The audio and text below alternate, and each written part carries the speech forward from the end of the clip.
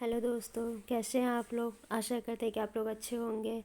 आज मैं आपको बीपीएससी के लिए और यूपीएससी के लिए आपको आज मैं दृष्टि की क्विक बुक का हिस्ट्री का बुक आज मैं आपको पढ़ाने जा रही हूँ, जो कि आधुनिक भारत का है। आधुनिक भारत का पहला चैप्टर 18वीं शताब्दी का जो राज्य उत्पन्न हुआ था उसके बारे में आज पढ़ाने जा रही हूँ। आधुनिक भारत जो कि देखिए, इसमें से मैं आपको आज पढ़ाऊँगी 18वीं शताब्दी में स्थापित नवीन श्वेत राज्य, जिसमें इसके टॉपिक्स वगैरह हैं। हैदराबाद, बंगाल, अवध, मैसूर, केरल, रुहेलखंड, पंजाब, मराठा। इन सारे टॉपिकों के बारे में मैं आपको आज पढ़ाऊँगी। देखिए, इसकी तो जो भूमिका दी है 1707 में औरंगजेब की मृत्यु। 1707 में औरंगजेब की मृत्यु हुई। इसके पश्चात उत्तर मुगल काल का मुगल बादशाह प्रतिमातक रह गया और उनकी सत्ता का भागादौड़ी ईरानी, तुरानी गुट हिंदुस्तानी मूल के अमीर स्वायत्त बंधु के पास आ गए।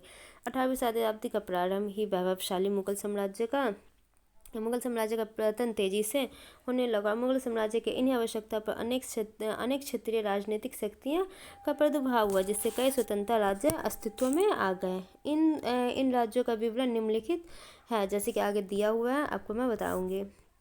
देखिए, हैदराबाद के बारे में पहले जान लीजिए। हैदराबाद जो है वो कि 1724 ईस्वी में इसकी स्थापना हुई थी। कब हुई थी? तो 1724 में हैदराबाद की स्थापना हुई थी। इसके जो संस्थापक थे वो निज़ाम उल मुल्क थे।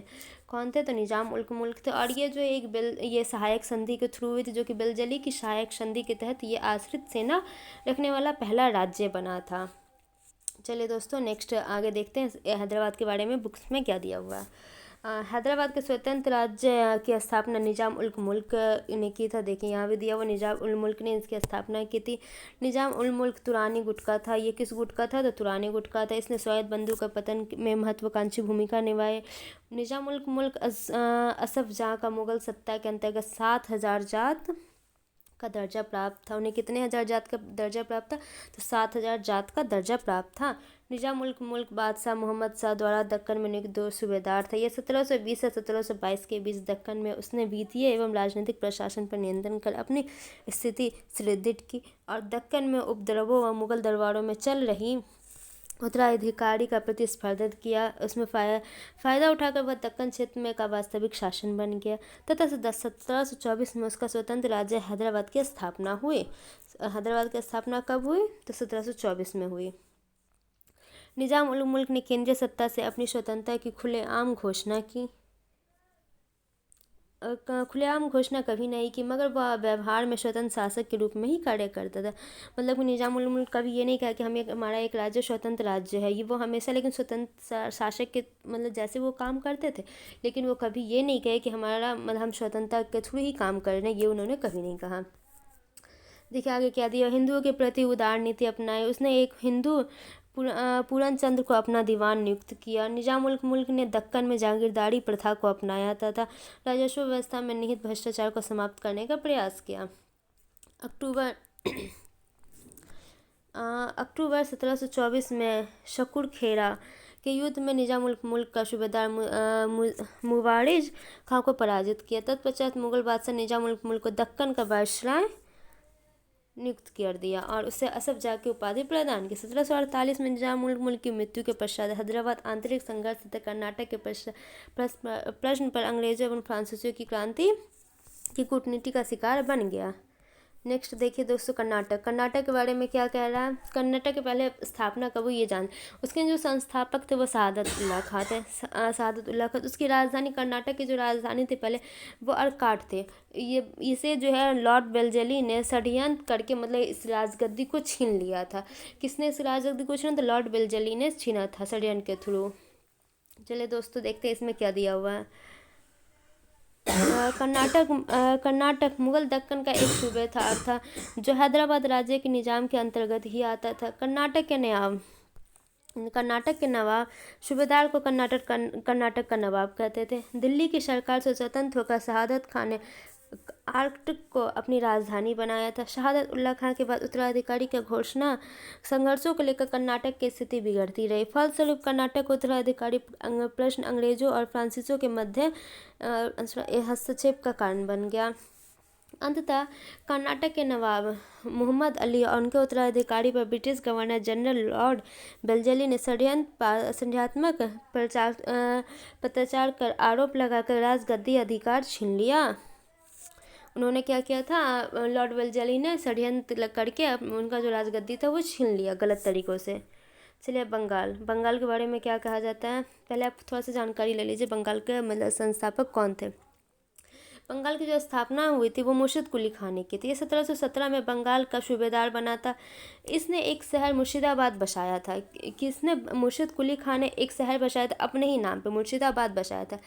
वो जो है राजधानी मतलब कि ढाका जो उसकी राजधानी थी मुर्शिदाबाद कर दी। ढाका से वो कहाँ रख दी अपने राजधानी मुर्शिदाबाद कर दी। उसने ज़मींदारों के बगावत को रोक दिया, नए ढंग से भू राजस्व बंदोबस्त किया। उसने अलीवर्दी खां के समय मुगलों को बंगाल से प्रतिवर्ष जाने वाला नजराना बंधित कर दिया। जो कर जाता, जो पैसे जाता था वो उसने बंद कर दिया। किसने, तो मुर्शिद कुली खान ने। और फिर मतलब कि इसके समय ही मराठों का आक्रमण भी हुआ। मराठों को 12 लाख मतलब कि चौथ दे दिया और एवं चौथ दे दिया ताकि उड़ीसा का क्षेत्र भी, और उड़ीसा का क्षेत्र भी उसे दे दिया। 12 लाख चौथ भी दे दिया, क्योंकि इसलिए दे दिया ताकि वो मराठा दोबारा युद्ध ना करे। और उसके बाद जो है ये 1756 में सिराजुद्दौला नवाब बन गया। चलिए दोस्तों देखते हैं इसमें क्या दिया हुआ है। स्वतंत्र बंगाल के राज्य की नींव डालने का श्रेय मुर्शिद कुली खां को दिया जाता है। 1700 में मुगल सम्राट औरंगजेब द्वारा मुर्शिद कुली खां को बंगाल का दीवान नियुक्त किया गया। इस समय बंगाल का सूबेदार अजीमुशान था, जो राज दरबार से संबंधित होने के कारण प्रायः दिल्ली में रहता था। अंतर बंगाल का वास्तविक शक्ति मुर्शिद कुली खां के पास था। मुगल सम्राट फर्रुखशियार ने मुर्शिद कुली खां को 1717 में बंगाल को सूबेदार नियुक्त किया, जिसने आगे चलकर मुगल साम्राज्य की कमजोर स्थिति का फायदा उठाकर स्वतंत्र बंगाल राज्य की नींव रखी। मुर्शिद कुली खां के शासन के दौरान केवल 3 विद्रोह हुए। पहला विद्रोह सीताराम राय, उदय नारायण और गुलाम मोहम्मद ने किया। दूसरा विद्रोह जो है वो सुजात खान ने किया। तीसरा विद्रोह जो नजात खान ने किया। मुर्शिद कुली खान ने बंगाल की राजधानी ढाका के स्थान पर मुर्शिदाबाद कर दिया, जो कि अपने नाम पे मुर्शिदाबाद भी शहर उन्हीं ने बनवाया था, मुर्शिद कुली खान ने बनवाया था। मुर्शिद कुली खान ने राज्य का प्रशासनिक व्यवस्था में सुधार करते हुए राज्य की वित्तीय व्यवस्था में नए सिरे से प्रतिबंध किया। उसने अपने नए भू राजस्व बंदोबस्त के जरिए जागीर भूमि के एक बड़े हिस्से का खालसा भूमि प्रत्यक्ष रूप से बादशाह के नियंत्रण में रहने वाली भूमि में तब्दील कर दिया तथा ठेके पर भू राजस्व वसूली की नई प्रणाली इजारेदारी व्यवस्था शुरू की। मुर्शिद कुली खान ने गरीब किसानों को कृषि विकास तथा भू राजस्व देने में सक्षम बनने हेतु तकावी ऋण प्रदान किया। 1727 में मुर्शिद कुली खान की मृत्यु के पश्चात उनका दामाद सुजाउद्दीन 1727-39 तक बंगाल का नवाब बना। सुजाउद्दीन के बाद उसका बेटा सरफराज खां बंगाल का नवाब बना। देखिए 1740 में फिर बिहार का नवाब सूबेदार अलवर्दी खान ने सरफराज खां को गिरिया, कुछ स्रोतों में घेरिया भी लिखा हुआ है, कि युद्ध में हराकर बंगाल का नवाब पद हस्तगत कर लिया। इसके तत्कालीन मुगल सम्राट 2 करोड़ रुपए नजराना देकर अपने पद की स्वीकृति प्राप्त की। मराठों के हमले से दबाव में आकर अलवर्दी खान ने रघुजी भोसले को 1751 में उड़ीसा क्षेत्र का एक बड़ा भाग दे दिया। वार्षिक चौथ के रूप में एक निश्चित धनराशि देकर मराठों से संधि की। अलवर्दी खान ने अंग्रेजों तथा फ्रांसीसियों को क्रमशः कलकत्ता और चंद्रनगर की किलेबंदी की अनुमति नहीं दी। अलवर्दी खान ने यूरोपियों को मधुमक्खी की उपमा दी कि यदि उन्हें छोड़ दिया जाए तो वो शहद देगी, किंतु यदि उन्हें ना छोड़े जाए तो वह शहद देंगी, किंतु छोड़ जाए तो वह काट कर मार डालेगी। किसने ये उपमा दी थी? तो अलवर्दी खान ने यूरोपियों के बारे में ये कहा था। ये सब बात सही भी है। फिर देखिए आगे पॉइंट क्या कह रहा है। 1756 में अलवर्दी खान की मृत्यु के बाद उसका दौहित पुत्र मतलब पुत्री का पुत्र नाती सिराजुद्दौला नवाब बना। सिराजुद्दौला की मौसी घसीटी बेगम व पूर्णिया का नवाब शौकत जंग दोनों ही सिराजुद्दौला के प्रबल विरोधी थे, लेकिन सबसे बड़ा शत्रु बंगाल की सेना का सेना नायक मीर जाफर था। इन सभी सिराजुद्दौला के विरुद्ध पलाशी के युद्ध में अंग्रेजी सेना का साथ दिया। सिराजुद्दौला के समय 20 जून 1756 को ब्लैक होल की घटना घटी। ये घटना बहुत ज़्यादा इंपॉर्टेंट, आप याद रखिए। कब घटी थी? तो 20 जून 1756 को घटी थी। इसमें मतलब हुआ क्या था कि 146 अंग्रेज़ थे, उनको जो एक किले में बंद कर दिया। बाद में मतलब वो किले का हर चीज़ दीवार वगैरह सब बंद था, जिसमें से सुबह होके देखें तो महज बस 23 अंग्रेज़ उसमें बचे हुए थे, जिंदा बचे हुए थे, बाकी सब मर गए थे। उसके बाद देखिए सिराजुद्दौला ने 1757 में पलासी के युद्ध में अंग्रेज़ों से संघर्ष किया, जिसमें उसकी पराजय हुई। पलासी के युद्ध के बाद अंग्रेज़ों का बंगाल पर कब्जा तो नहीं हुआ, किंतु कठपुतली नवाब मीर जाफ़र बन गए। उनका कठपुतली कौन बन गया? मीर जाफ़र। उनके इशारे पे नाचने लगे। वो कहते थे यहाँ हमें इस जगह का किला चाहिए, तो वो दे देते थे, मना नहीं करते थे। उन्हें मनचाहा अधिकार मिल गया। मीर जाफ़र ने इतिहासकारों ने क्लाइव के गीदड़ की पदवी दी है। मीर जाफ़र को मतलब कि बड़े बड़े इतिहासकार क्या कहते थे? क्लाइव का गीदड़ कहते थे। बंगाल नवाब मीर कासिम 1760 से 63 ने बंगाल की राजधानी मुर्शिदाबाद से मुंगेर स्थानांतरित कर दी। जो राजधानी पहले मुर्शिदाबाद थी, ढाका से मुर्शिदाबाद आई, फिर मुर्शिदाबाद से मुंगेर हो गई। मुंगेर तो तोप और बंदूकें का कारखाना था। मुंगेर क्या था? तोप और बंदूकें का कारखाना स्थापित। मुंगेर में तोप और बंदूकें कारखाना स्थापित किया और सेना का पुनर्गठन किया गया। अभी भी मुंगेर में है। 22 अक्टूबर 1764 में बक्सर के युद्ध में बंगाल के अब 10 नवाब मीर कासिम, अवध के नवाब शुजाउद्दौला तथा मुगल बादशाह शाह आलम द्वितीय की संयुक्त सेना ने अंग्रेजी सेना नेतृत्व हेक्टर मुनरे ने सामना हुआ। इसमें अंग्रेजों का विजय हुई। इलाहाबाद की संधि 1765 के द्वारा अंग्रेजों को बंगाल, बिहार और उड़ीसा का दीवानी प्रदान कर दिया गया। अब देखिए क्या कह रहा है इजारेदारी। इजारेदारी प्रथा क्या होती है? आप मतलब कि थोड़ा तो उनके बारे में जानते ही होंगे। अगर नहीं जानते हैं तो मैं आपको बताती हूँ इजारेदारी प्रथा क्या होती है।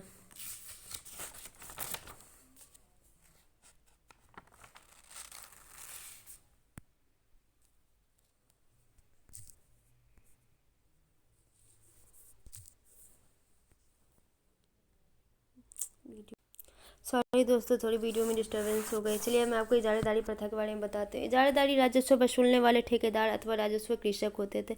इन्हें शासक द्वारा लगान वसूलने का दायित्व सौंपा जाता था। इजारेदारी द्वारा राजस्व वसूलने की व्यवस्था को इजारेदारी प्रथा कहते थे। इनमें भू राजस्व वसूल करने वाले बदले शासक इजारेदारों के साथ यह करार करते थे कि वह शासक को एक निश्चित राशि लगान के रूप में देंगे। चलिए दोस्तों नेक्स्ट पॉइंट देखते हैं। बंगाल के नवाब कब मतलब कितने से कितने ईस्वी तक कौन बने रहे वो देखिए। मुर्शिद कुली खां कब से कब तक रहे? 1717 से 27 तक रहे। सुजाउद्दीन कब से कब तक रहे? तो 1727 से 39 तक रहे। सरफराज खां 1739 से 40 तक रहे। अलवर्दी खां 1740 से 56 तक रहे।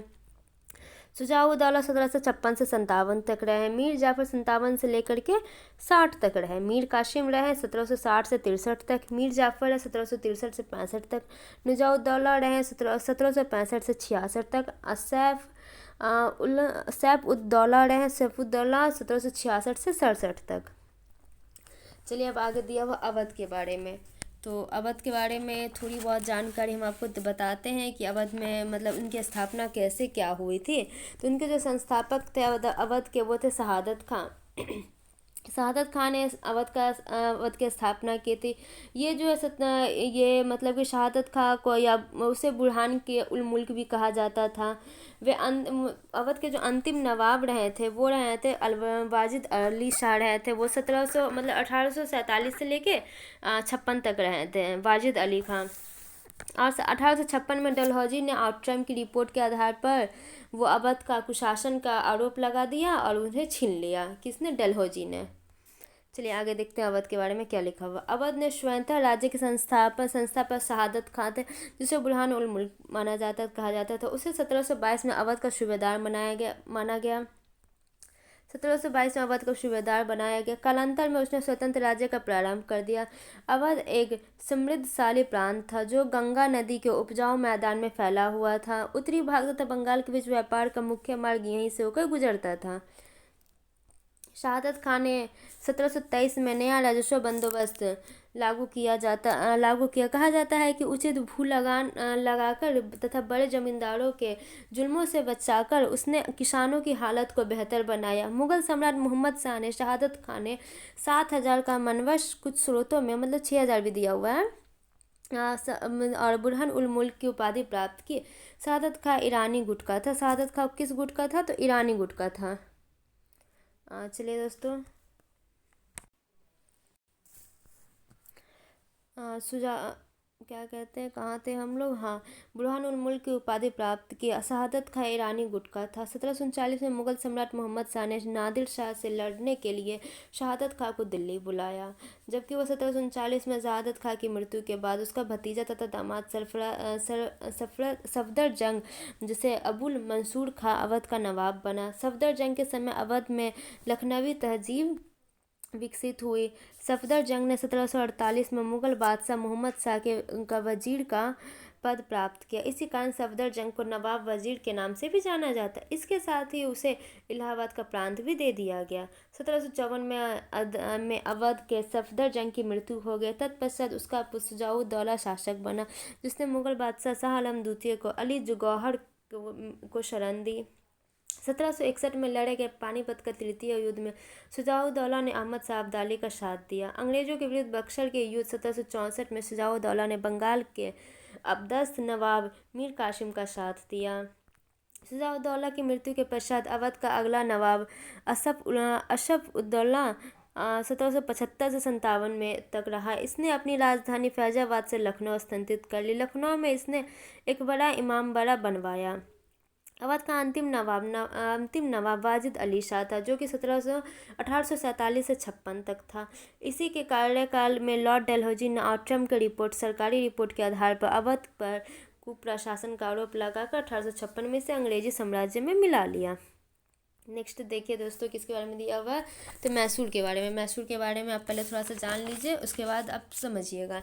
मैसूर जो है ये मतलब कि वंडियार वंश का संस्थापक है। इसमें वंडियार वंश का है। इसका जो अंतिम शासक है वह चिक्का कृष्ण राज था। इसका मतलब मैसूर का मेन संस्थापक जो है वो तो हैदर अली है। इसमें वंश चलता है वडियार वंश का। ये जो है ये 1755 में डिंडूगिल का फौजदार बना और 1755 में आधुनिक शस्त्रागार खोला गया। चलिए दोस्तों, आगे देखते हैं। तालीकोट के युद्ध जनवरी 1765 के पश्चात विजयनगर साम्राज्य का पतन हो गया और इसकी कमजोर स्थिति का फायदा उठाकर जिस स्वतंत्र राज्यों का उदय हुआ उनमें मैसूर एक प्रमुख राज्य था। इस समय मैसूर पर वाडियार वंश का शासन था। इस वंश का अंतिम शासक चिक्का कृष्णराज नाममात्र का शासक था। शासन की वास्तविक बागडोर दो मंत्रियों नजराज और देवराज दिलवई के हाथों में थी। इस समय मैसूर में मराठों तथा निजाम के आक्रमण का खतरा बना रहता था। मराठे लगातार मैसूर पर आक्रमण कर उसे वित्तीय और राजनीतिक दृष्टि से कमजोर बनाना चाहते थे, जबकि निजाम मैसूर को मुगल प्रदेश मानकर इस पर अपना अधिकार समझता था। हैदर अली का जन्म 1721 मतलब कुछ स्रोतों में कहीं पे सही से 1722 भी दिया हुआ, मैसूर के कोलार जिले में हुआ था। उसने अपना जीवन मैसूर की सेना में एक साधारण अधिकारी के रूप में प्रारंभ किया तथा अपनी योग्यता के दम पर वह सेनापति के पद तक पहुंच गया। 1755 में डिंडूगुल के फौजदार के रूप में हैदर अली ने फ्रांसीसियों की सहायता से एक शस्त्रागार की स्थापना की। 1761 में हैदर अली ने नंजराज को हटाकर यहाँ की सत्ता हथिया ली। तत्पश्चात बेदनर या बुदनूर के राजा की मृत्यु पर हैदर अली ने वहां कब्जा कर उपशासक नियुक्त किया। सत्ता के आरंभ से ही वह मराठा सरदार निजाम और अंग्रेजों के साथ लड़ता रहा। हैदर अली एक वीर योद्धा और कुशल प्रशासक था। उसने अपने कार्यकाल के दौरान सेना और पुनः गठन किया, जागीर बांटने की प्रथा पर रोक लगाई, तोपखाने का निर्माण करा, कालीकट पर विजय प्राप्त कर समूचे मालाबार तट पर पहली बार हैदर अली ने अत्यधिक भूमि पर कर लगाए, जहां नायरों से उसका संघर्ष हुआ। हैदर की मृत्यु 1782 ईस्वी के बाद मैसूर की गद्दी पर टीपू सुल्तान बैठा, जो राजनीतिक दूरदर्शिता में अपने पिता हैदर के समक्ष ही ठहरता था। आगे देखिए केरल के बारे में दिया हुआ। केरल के संस्थापक कौन थे? मार्तंड वर्मा थे, जो कि डचों को हराया था। वह आर्मी से शस्त्रकार बनवाते थे और यूरोपीय पद्धति पर अपनी सेना मतलब इकट्ठा करते थे। बाद में राम वर्मा जो है शासक बना। वे जो राम वर्मा जो थे एक बहुत ही बड़े विद्वान, कवि और संगीतकार थे, जो कि अंग्रेजी मतलब धारा में बोलने में वो थोड़ा भी हिचकिचाते नहीं थे, वो अंग्रेजी धारा प्रवाह में बोलते थे। चलिए इसमें क्या दिया हुआ है, आगे बढ़ते हैं। 18वीं शताब्दी की शुरुआत में केरल में 4 प्रमुख राज्य थे: कालीकट, चिरकल, कोचिन और त्रावणकोर। त्रावणकोर सबसे ज़्यादा इंपॉर्टेंट था। त्रावणकोर राज्य को राजा मार्तंड वर्मा नेतृत्व में प्रमुखता मिली। उसने डचों को हराकर केरल में उनकी राजनीतिक सत्ता को समाप्त कर दिया। मार्तंड वर्मा ने यूरोपीय मॉडल के आधार पर अपनी सेना का गठन किया तथा उसे आधुनिक शस्त्रों से सुसज्जित किया और इन सैनिकों का प्रयोग अपने राज्य विस्तार के लिए किया। मार्तंड वर्मा ने अपने राज्य में सिंचाई व्यवस्था हेतु नहरों का निर्माण कराया। साथ ही वह विदेशी व्यापार को बढ़ाने का प्रयास किया। मार्तंड वर्मा का उत्तराधिकारी कार्तिक तिरुनुल राम वर्मा हुआ। वह प्रसिद्ध विद्वान, कवि, संगीतज्ञ और अभिनेता था। वह अंग्रेजी में धारावार बातचीत करता था। उसकी यूरोपीय मामले में गहरी रुचि थी। वह लंदन, कलकत्ता एवं मद्रास से निकलने वाले अखबार एवं पत्रिकाओं का नियमित रूप से पढ़ता था। 18वीं शताब्दी में इस क्षेत्र में मलयालम साहित्य की काफ़ी विकास हुई। इस काल में त्रावणकोर राज्य की राजधानी त्रिवंतपुरम संस्कृत में विद्वानों का प्रमुख केंद्र था। केरल के महान कवि कुचिन नम्बियार भी इसी समय के थे। देखें यहाँ पे कौन कौन मतलब कि कौन सा राज्य है और उनके संस्थापक कौन है दिया हुआ है। देखिए हैदराबाद के संस्थापक कौन है? निजाम उल मुल्क। कर्नाटक के कौन है? सादुत खां। बंगाल के मुर्शिद कुली खां। अवध के सादत खां। मैसूर के हैदर अली और केरल के मार्तंड वर्मा। चलिए आगे दिया हुआ जाट के बारे में। देखिए जाट का जो स्थापना हुई थी वो चूड़ामन ने किया था और चूड़ामन और बदन सिंह थे, 2 इंसान थे। उन्होंने जाट मतलब कि जाति का स्थापना किया था और उन्होंने जो ये भरतपुर में इनकी स्थापना की थी। सूरजमल को जाटों का अफलातून भी कहा जाता है कहीं कहीं। जाट खेतिहरों की एक जाति है जो दिल्ली, आगरा और मथुरा के समीपवर्ती क्षेत्र में रहते थे। भरतपुर के जाट राज्य की स्थापना चूड़ामन वह बदन सिंह के द्वारा की गई। जाट नेता सूरजमल को जाटों का अफलातून, जहाँ पे कहीं कहीं प्लोटो कहा जाता है। 1763 में सूरजमल की मृत्यु के बाद जाट राज्य का पतन हो गया। पानीपत की तीसरी लड़ाई में सूरजमल ने मराठों का साथ दिया था और भरतपुर में लोहागढ़ का किला सूरजमल ने बनवाया था। आगे देखिए दिया हुआ रुहेलखंड। रुहेलखंड के बारे में थोड़ा सा जान लीजिए, उसके बाद आप पढ़िएगा आगे। रुहेलखंड का जो स्थापना था वो अली मोहम्मद खान ने करवाया था। वो मतलब पहले उसकी राजधानी बरौली थी और फिर बरौली भी कहते थे, बाद में जो है ना इसे रामपुर इसकी राजधानी बनवा दी गई थी। रुहेलखंड की स्थापना मोहम्मद अली खां द्वारा की गई थी। इसकी पहली राजधानी आंवला थी, बाद में इसे रामपुर बनवा दिया गया। यह हिमालय की तराई में गंगा तट के से कुमाऊं की पहाड़ियों तक फैला हुआ अत्यंत उपजाऊ क्षेत्र था।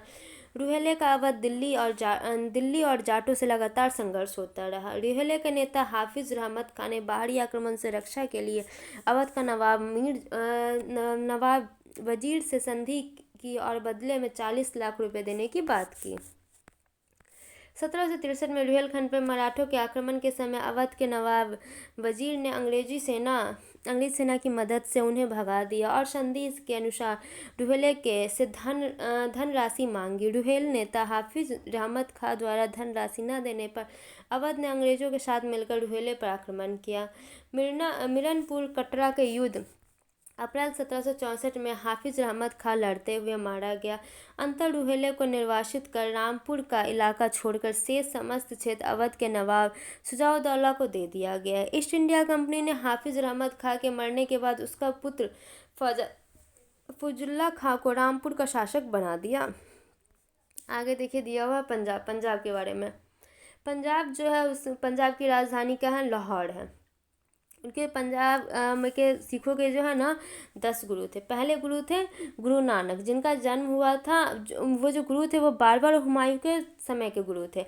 उनका जन्म हुआ था 1469 में तलवंडी में, जो कि पाकिस्तान में पड़ता है। उनकी मृत्यु हुई थी 1738 में, जो कि करतारपुर पड़ता है पंजाब का। इनके जो गुरु नानक के जो पहले शिष्य थे वो मर्दाना थे, जो मतलब कि रबाब बजाते हुए मतलब रास्ते में चलते थे। गुरु नानक देव के ने ही लंगर व्यवस्था मतलब कि उन्होंने ही लंगर व्यवस्था शुरुआत की, इन्हें बनाए रखे थे हमारे तीसरे गुरु गुरु अमरदास। चलिए आगे पढ़ते हैं। गुरु नानक सिख धर्म के संस्थापक थे। गुरु अंगद क्या थे, सिख धर्म का प्रचार में विशेष योगदान रखते थे। गुरुमुख की लिपि का आविष्कार भी गुरु अंगद ने ही किया था। गुरु अमरदास तीसरे गुरु, जो कि लंगर प्रथा के अस्थाई बनाया था, उन्होंने लंगर प्रथा की शुरुआत की तो गुरु नानक, लेकिन उन्हें अस्थाई बनाया था गुरु अमरदास ने। मांझी प्रथा का विस्तार तथा सती प्रथा का विरोध भी किया था अमरदास ने। जो है रामदास, गुरु रामदास चौथे गुरु बने। समकालीन अकबर के साथ मैत्री संबंध बनाए। अमृतसर शहर बसवाया था किसने, रामदास ने, गुरु रामदास ने। पांचवें गुरु बने गुरु अर्जुन देव। जैसे आदि ग्रंथ का संकलन 1604 ईस्वी में तरनताड़ तथा करतारपुर नामक शहर बसाया था। जहांगीर द्वारा 1606 ईस्वी में इनकी हत्या करवा दी थी। पूछा जाता है एग्जाम में कि जहांगीर द्वारा किस गुरु की हत्या करवा दी थी, तो गुरु अर्जुन देव की हत्या जहांगीर द्वारा करवा दी गई थी। गुरु हरगोविंद सिंह, गुरु हरगोविंद जो थे वो अमृतसर नगर में अकाल तख्त की स्थापना, सिखों को लड़ाकू कौम में बदला, कश्मीर में कीरतपुर नगर बसाया था। गुरु हर राय जो सातवें गुरु थे, उन्होंने मतलब दारा सिकोहा से अच्छे संबंध, शांत एवं एकांत जीवन व्यतीत किया। उन्होंने ज़्यादा मतलब लड़ाई पीट के ऊपर उन्हें ध्यान नहीं दिया, उन्होंने शांति जीवन उन्हें पसंद था। आठवें गुरु थे गुरु हरिकिशन, जो कि चेचक के कारण उनकी मृत्यु हो गई, 6 लोग उन्हें हो गया था। नौवें गुरु थे गुरु तेग बहादुर, जिसे आनंदपुर साहिबा की स्थापना की, हिंदू धर्म के प्रबल समर्थक थे। औरंगजेब द्वारा इनकी भी हत्या करवा दी गई थी, मुगलों बादशाह द्वारा, औरंगजेब द्वारा। 10वें गुरु थे गुरु गोविंद सिंह। गुरु गोविंद सिंह के बारे में पहले जाने। गुरु गोविंद सिंह का जन्म हुआ तो 1666 में हुआ था, वो पटना में हुआ था। और इन्होंने जो खालसा पंथ का गठन किया था, पाहुला नामक त्यौहार भी इन्होंने ही शुरू किया था। इनका जो तो कहना था कि पंच करकार शुरू किया जाए, मतलब कि जैसे केस, कंघा, कड़ा, कृपान, लंगोट सब पहनना मतलब अनिवार्य कर दिया था इन्होंने। देखिए क्या दिया इसमें। गुरु गोविंद सिंह 1699 ईस्वी में बैसाखी के दिन आनंदपुर साहिबा में खालसा पंथ की स्थापना की इन्होंने। 1666 में इनका जन्म हुआ, 1699 में इन्होंने खालसा पंथ की स्थापना की। सिखों में पहुला प्रथा की शुरुआत की। औरंगजेब से निरंतर संघर्ष, सिखों के अंतिम गुरु जफरनामा फारसी की रचना की। नांदौर महाराष्ट्र में हत्या हुई इनकी। चलिए और पढ़ते गुरु गोविंद सिंह के बारे में। श्री गुरु ग्रंथ साहिबा। गुरु गोविंद सिंह ने अपने पिता गुरु तेग बहादुर द्वारा लिखे गए छंद को जोड़कर दूसरी और आखिरी बार वीर स्वरूप का संकलन किया। स्वरूप श्री गुरु ग्रंथ साहिबा की भौतिक प्रति थी, जिसे पंजाबी में वीर कहा जाता है। गुरु गोविंद सिंह ने श्री गुरु ग्रंथ साहिबा को सिखों का जीवित गुरु घोषित किया। सिखों का मानना है कि सभी 10 गुरु अलग अलग शरीरों में एक ही आत्मा थे तथा श्री गुरु ग्रंथ साहिबा उनका शाश्वत भौतिक एवं आध्यात्मिक रूप है। गुरु ग्रंथ साहिबा 6 सिख गुरु व 15 संतों द्वारा लिखे गए भजनों का संग्रह है, जिसमें कबीर, रविदास, नामदेव, शेख फरीद के भजन भी शामिल हैं। मुगलों के साथ निरंतर टकराव से 18वीं शताब्दी में सिखों का उदय हुआ, एक राजनीतिक शक्ति के रूप में हुआ। सिखों के 10वें एवं अंतिम गुरु गुरु गोविंद सिंह ने व्यक्तिगत गुरुत्व के सिद्धांत को खत्म कर खालसा पंथ की स्थापना की। जिसके कारण सिखों का विशेष वेशभूषा केस, कंघा, कृपान, कड़ा, कच्छा, जिसे 5 ककार या 5 कक्के धारण करने कहते हैं। गुरु गोविंद सिंह की मृत्यु के पश्चात गुरु की परंपरा समाप्त हो गई और इसके बाद बंदा बहादुर ने सिखों का नेतृत्व संभाली। उन्होंने बाबा गुरु नानक और गुरु गोविंद सिंह के नामों वाले सिक्के गढ़कर अपने शासन को सार्वभौमा बताया तथा सतलुज व यमुना नदियों के बीच में अपने प्रशासन की स्थापना की। बंदा बहादुर, जिनके बचपन का नाम लक्ष्मण देव था, ने पंजाब के सिख किसानों को एकत्रित कर मुगलों से लगातार 8 वर्ष तक संघर्ष किया। बंदा बहादुर उसके शिष्य सच्चे बादशाह के उपनाम से संबोधित करते हैं। 1716 में फर्रुख सियार ने बंदा बहादुर से कि उनकी पुत्र समेत हत्या करवा दी। बंदा बहादुर की हत्या के बाद थोड़े समय के लिए सिख राज्य का उत्कर्ष थम गया, लेकिन शीघ्र ही मुगल नेतृत्व की अक्षमता और विदेशी आक्रमणकारियों नादिर शाह और अहमद शाह अब्दाली के लगातार आक्रमणों के कारण उत्पन्न अव्यवस्था का लाभ उठाकर थोड़े समय के लिए मंद पड़े सिख राज्य का पुनः उत्कर्ष हुआ। अहमद शाह अब्दाली के भारत से वापस जाने पर सिखों ने पुनः पंजाब एवं जम्मू राज्य पर अधिकार कर लिया। फैजलपुर के कपूर सिंह के नेतृत्व में पुनः पंजाब के सिख कृषकों, जो पृथक पृथक जातों में बटे थे, को संगठित कर एक ऐसे दल का स्वरूप का विकसित किया जो दल खालसा के रूप में अस्तित्व में आ गया। दल खालसा की बैठकों में सामूहिक निर्णय लिए जाते थे, जिन्हें गुरमत गुरु का प्रस्ताव कहा जाता था। सिखों की धार्मिक सेना के रूप में विकसित दल खालसा को कपूर सिंह की मृत्यु के बाद इसका नेतृत्व जस्सा सिंह अहुलियावालियों ने संभाला था। जस्सा सिंह के नेतृत्व में ही सिख 12 स्वतंत्र मिसले तथा या जत्थों से संगठित हो चुके थे तथा राज्य के विभिन्न हिस्सों में अपना कार्य कर रहे थे। प्रत्येक मिसले की पहचान उनका एक झंडा, नाम तथा निशान होता था। सभी मिसाले के नेताओं की एक संयुक्त समिति होती थी जो सभी मिसाले के कार्य का क्रियान्वयन करती थी। 1753 में दल खालसा ने बाहरी आक्रमण से उत्पन्न अव्यवस्था के हल के लिए राखी प्रथा आरंभ की। राखी प्रथा के अंतर्गत प्रत्येक गांव से उपज का 1/5 भाग लेकर दल खालसा उसकी सुरक्षा के प्रबंध करता था। इस प्रणाली के द्वारा सिखों की राजनीतिक शक्ति के रूप में विकसित हुई। 12 मिसालों से शुक्रचर्या मिसालों ने जन्म रंजीत सिंह को काफ़ी ख्याति प्राप्त हुई। ये इतिहास में शेर पंजाब के नाम से प्रसिद्ध हैं। इन्हें 1799 में लाहौर को अपनी राजधानी बनाया। रंजीत सिंह ने सुप्रसिद्ध हीरा शाह शुजा से प्राप्त किया। दोस्तों, वीडियो थोड़ी ज़्यादा लंबी हो जाएगी, इस वजह से हम वीडियो को यहीं पे ख़त्म कर रहे हैं। और मेरी वीडियो लास्ट तक देखने आपके लिए आपका कोटि कोटि धन्यवाद। और हमारे वीडियो को ज़्यादा से ज़्यादा लाइक करिए, शेयर करिए और सब्सक्राइब करिए। थैंक यू दोस्तों।